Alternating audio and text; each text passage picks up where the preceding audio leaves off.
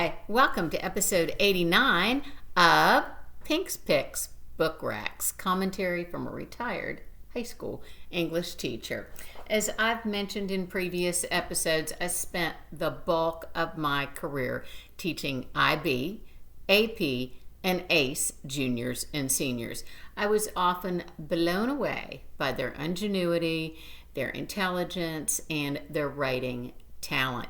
I can easily envision one of them, especially those I taught last year. I miss you, dumplings. Becoming the next Jessica George, whose debut, Mama, I discussed in episode 84. But there's often a caveat or a disclaimer, isn't there? Even amongst her peers, today's author is beyond an exemplar. She's an anomaly. RF, or Rebecca Kuang, is 27 years old.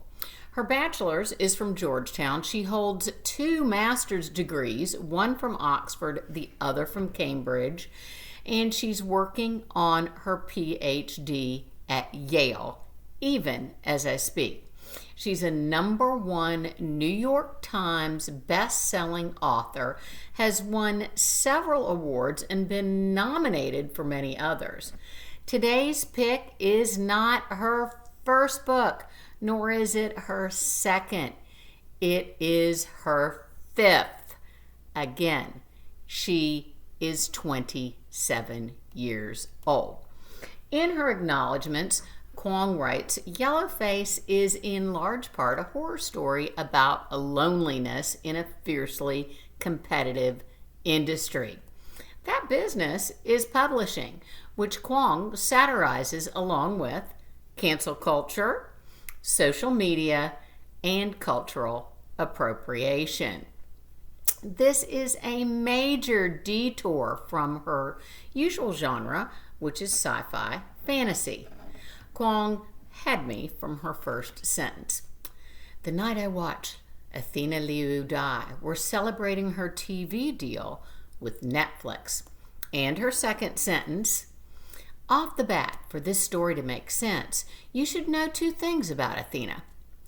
From here, Kuang uses every character development strategy that exists.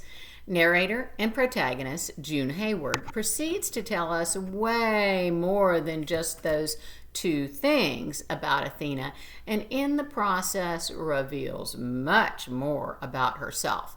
Dating back to their Ivy League undergrad days, Athena, seemingly, has had everything that June desires.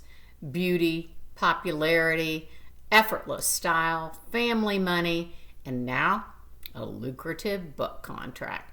So when June discovers, with the body still warm in the next room, Athena's previously unseen, unpublished manuscript about Chinese laborers, June slips it into her bag and claims it as her own.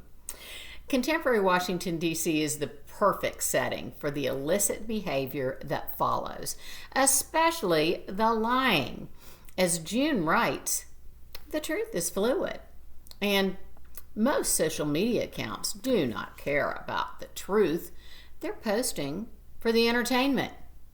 As part of their marketing strategy, June's publisher rebrands her as Juniper Song and even photoshops her headshot to make her look Asian. The spin and rationale for it conjures a house of cards for the book business. Kuang's writing is stellar, from her clever premise to her sharp use of contrast to develop characterization, to her multiple references and allusions to revered and reviled authors and literature, to her pervasive use of subterfuge as a theme.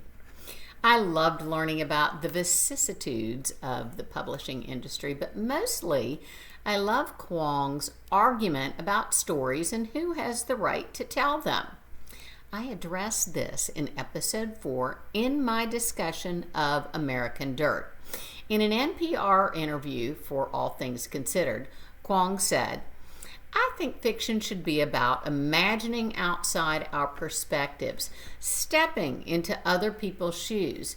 I really don't love arguments that reduce people to their identities and set strict permissions of what you can and can't write about. I'm playing with that argument in Yellowface by doing the exact thing that June is accused of, writing about an experience that isn't hers." Yellowface is a quick, juicy read and the perfect choice for titillating book club discussion. Thank you, Marilyn, for selecting it.